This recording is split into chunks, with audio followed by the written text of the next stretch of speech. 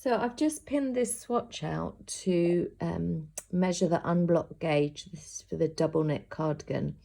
And you can see, I've literally just pinned the edges down because it curls, but you can see how this is where I started and this is where I finished. And look how my tension has changed throughout this swatch. So it's become more relaxed. So I'm going to measure it anyway, but this is a really good example of why you need to measure your gauge in different parts and do a larger gauge swatch. So this is see, that's really a bit small. It's only 13.5 centimeters and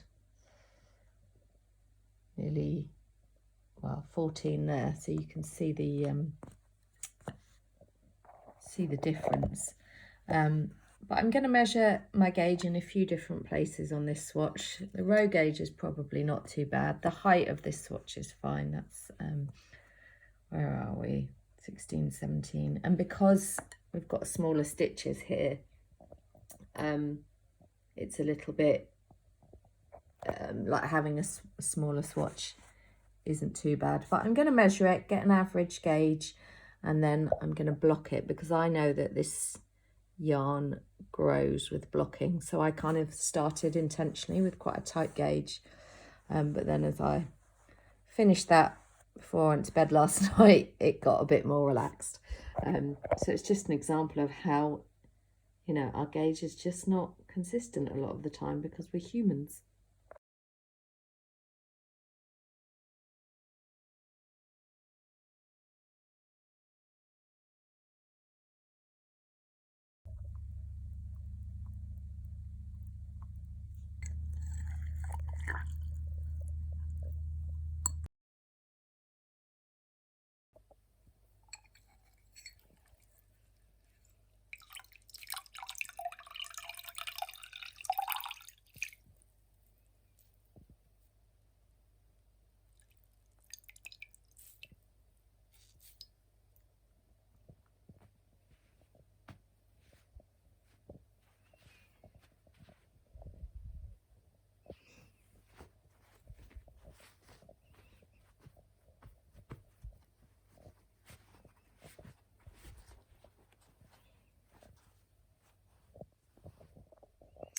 Okay, so I've pinned it out. I've just gently used my fingers to separate the stitches.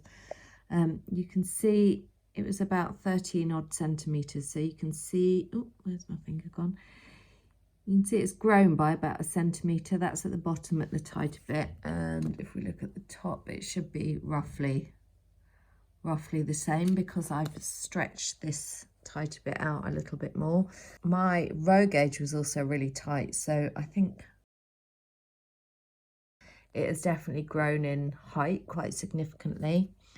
And I know that this is something that happens with my, well, with this yarn, because this is why I frogged the original one, because the rows had overstretched. So I was quite happy that my row gauge was a bit smaller. I'm going to leave this to dry now, and when it's dry, I'm going to take the pins out and just measure the gauge to see where we're at. But I think probably what I'll do is I'll go for my relaxed